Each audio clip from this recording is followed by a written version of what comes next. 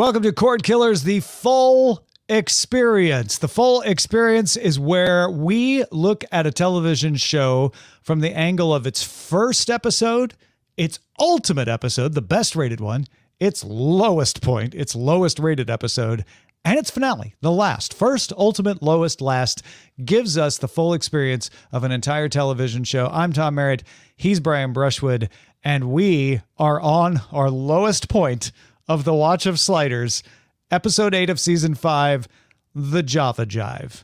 You know what? Maybe not the lowest point for Sliders, certainly the lowest point for the full experience. Yes. I think we have been very, very lucky in that most of the times that we've seen a lowest rated episode, we have been able to view it kind of like, you know, from afar and be all like, well, that seems like some fine storytelling. In fact, yeah, if that's the worst of the West Wing, the West Wing must be pretty good. Yeah, okay, yeah, same, and in fact, same with Battlestar Galactica. It was a fine, absolutely, drama episode. Tom, Brian, I don't want to make Amos bleep anything, but this looked like some tainted calf. This seemed like some dog bad stuff. Yeah. It was bad. Oh, there it is. Thank you. All right, so thank you. Here's my note before we first get introduced to tainted calf. The idea that caffeine, the controlled substance, could poison you. I wrote, this episode isn't so much bad as kind of boring. From that point on, it got bad. As soon as I wrote those words in my note. I think, however, that we should give fair consideration to the fact that part of what makes this episode hard to watch is that we have not watched all of Sliders. You and I have watched both seasons 1 and season 2 in the past, multiple times through, and you've made it into season 3, I believe, correct? But we've never seen this episode before. We've never even gotten to season 5 before. So my first question was like, Rembrandt's main character now? And also, who are these other 3 people he's with? Because the opening sequence, the opening sequence where he's talking to the psychologist is one thing, but then the actual credit sequence, Rembrandt's the first one up. And he's doing the VO about, traveling back in time. And we got 3 people I've never seen before. Well, except for, according to the X-ray feature on Amazon, one of them was named Mallory Quinn, who last time I checked, was I of course, like a normal human, pulled out IMDb on my phone and looked it up. But yeah, I was like, hold on. IMDb says that guy is Quinn. How did they explain that? Yeah. So did you do homework? I did eventually. I noticed that they called him Mallory, not Quinn. Not Q. Ball. Yeah, or Q ball. And I'm like, well, okay, why are they calling him Mallory? I had to go look it up. And I assume we found the same thing, which is that in a previous episode, there is an accident where Quinn from one universe is fused with Quinn from another one. Do I have that right? I assume I did not do that homework. I refused. Okay, yeah, I think I'm remembering it right. I did not note it down, but he is all Mallory Quinn, but it's 2 different versions of himself, and so he's no longer like our Quinn is in there somehow, but he's no longer the ascendant personality, and so he's not smart and he doesn't look the same. Oh, I know what it is. I know what it is. It's like Mallory Quinn like jumped into a slide hole with a golden retriever and became very boring and uninteresting and just grinned the whole time saying like, I guess we're sliding. Most people call him Quinn 2. or something. They do not call him Mallory Quinn, but technically he is Mallory Quinn. Okay, all right. Here, let me propose this to you, Tom. You ever see on the BBC this show? It's called Doctor Who. I have, yes. Okay, all right. What if everybody was like embarrassed to be there on that show, and solving anything was perfunctory, slow, plodding, terrible, and we swapped out a bunch of faces? Like what happened to Wade? What happened to the professor? What happened to good storytelling? Like, okay, I get it. It's modern day, but it wasn't a sliding accident. In the same episode where Professor Arturo is apparently killed, Dr. Oberon Geiger performs a science experiment that merges an alternate Quinn Mallory with the one we know. Dr. Diana Davis was put off by this and therefore joins the Sliders. And that's the doctor character that we saw in this one. Okay. So you saw The Fly with Jeff Goldblum, right? Yeah. Okay, so imagine The Fly, except for they merged Quinn Mallory with Mr. Peanut Butter from BoJack Horseman. That's the Quinn that we're sitting with. Yeah. He's just like, wow. Anyway, none of that is in this episode. We had to look elsewhere for that. So that's technically not really part of the full experience. What is part of this episode is it's a world that is the 1920s.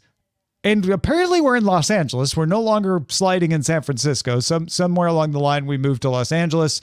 And in this modern day 20s themed Los Angeles, everything has been declared illegal by the government, including meat and smoking and even caffeine. And so as you would in a society where everything has been declared illegal, you only traffic in illegal caffeine.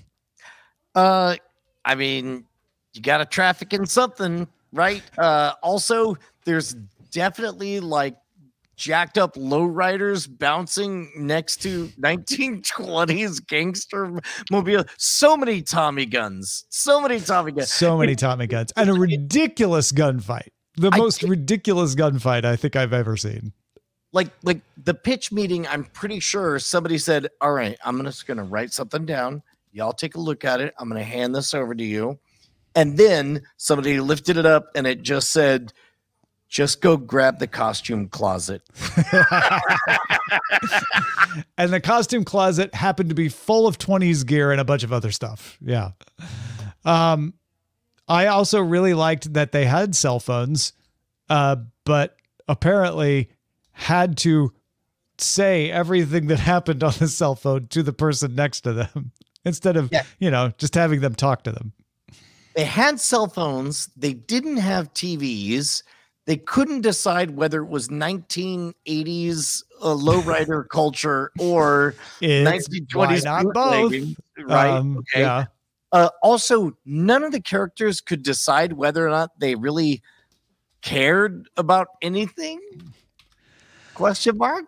Oh, yeah, because there's the Maggie character, which I also did some side research, and apparently she's ex-military. Hence her like, just give me the gun. I'll shoot everybody. But that didn't seem really ever motivated by anything else. And no one seemed to like each other very much. Well, they certainly didn't like being on the show. Rembrandt and the person from that universe who sort of liked each other, but not enough for me to be very sad when he left her, or even for either of them to be very sad when he left her. I mean, he played the piano pretty good, though. I'll give him that. Yeah, well, I kind of already knew that about Rembrandt from the other two episodes we watched. Oh, God, Tom, in general, you and I don't like to bag on anything because it's a miracle that anything ever gets produced ever. For sure. This is also coming from an era where it's broadcast television And so you've got to fill episodes. There's no like, well, this story's about 12 episodes long, Netflix. No. You've got 26 or 24 or whatever it is, and you got to fill them. Yeah, I hated this. This is the worst episode we've ever seen. This is the lowest we've yet experienced. This is the lowest episode ever. If for no other reason than just because it was so boring. It's so boring. My favorite line that I noted down, I think it was Rembrandt who said it. I didn't note that part. This may surprise you, but I followed that whole thing. You know what? It would surprise me. Yes, it did surprise me. Yeah, it absolutely surprised me very much. I also don't know if this is okay. I definitely am following your logic of like maybe one person in the writer's room was really excited about a 20s. Like, what if it's the 20s, but caffeine is the controlled substance? And then they're like, yeah, okay, fine. We need an episode. And then they're sort of like, well, we don't have enough 20s wardrobe for that. They're like, just grab whatever. It's fine. Because there was a Krispy Kreme mug at the poker game. Well, oh my God. Costuming was all over the map. And again, you get to do that, but it's like at this point, so as I understand, at some point they slipped away from the idea of getting home. And you'll notice in the intro to this, they say, what if there was a bunch of Earths and you could never get home, which is different from the fundamental premise of the show, which is you just keep sliding each time, hoping quantum leap rules that your next leap will lead you home.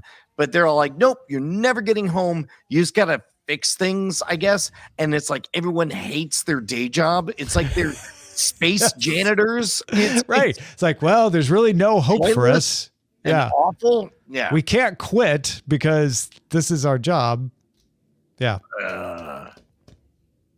Tom, I'm not going to say that we should kill the full experience, but I will say that we now have our L of the full experience. We do. There has to be a worst episode of even the best show, including the full experience. I mean, after this, we're just going to be rude and belabor the point. I feel like I'm really looking forward to the last one. Actually, but hold on. Before we get there, I was looking forward to this because I thought it would be cheesy camp. And at first, I was just disappointed that there was a little cheesy camp, but not that much. It wasn't even fun to make fun of for like the first 25 to 30%. And then it just became bad and it wasn't fun in any possible way. So I was disappointed because I'm like, oh, this is going to be so bad. It's good. And it really wasn't, sadly. I get the vibe that you're putting down, which is like I honestly was thinking like, could you just like maybe be worse so it would be fun? I have some songs or something. More songs that just maybe feature guest stars that are washouts from American Idol or something. Like literally do anything interesting. So I say that because I am kind of looking forward to watching the last episode, even though it's from the same season. It's episode 18 of season 5. It's called The Seer, but I'm really curious how this wraps up. I mean, I have not looked. So those of you who know can laugh as I speculate.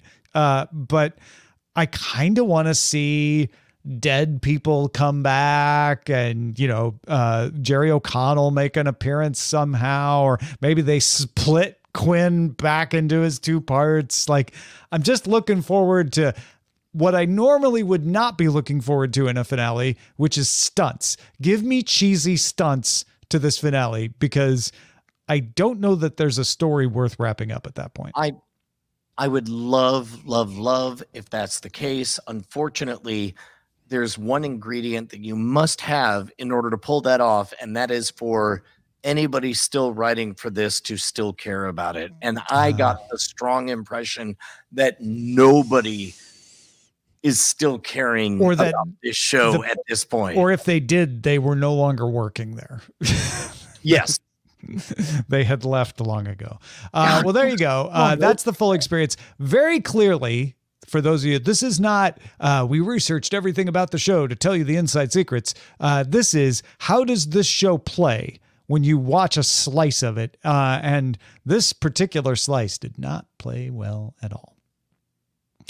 That is season 5, episode 8, the Java Jive, the lowest rated episode of Sliders.